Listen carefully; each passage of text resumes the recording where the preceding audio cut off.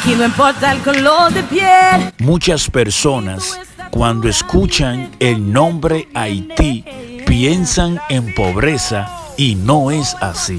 Haití, como cualquier otro país del mundo, también tiene su riqueza. Tiene hermosos lugares, hermosos restaurantes y hermosas playas. En Haití también hay empresas reconocidas, hay hoteles reconocidos y artistas famosos mundialmente. Haití es un país como cualquier otro. Hay pobreza, pero también hay riqueza y hay muchas comidas.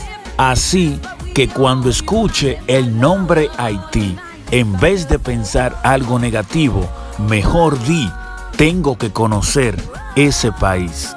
Si quieres vacacionar, si quieres divertirte, si quieres conocer otras culturas, esta es tu oportunidad de conocer Haití.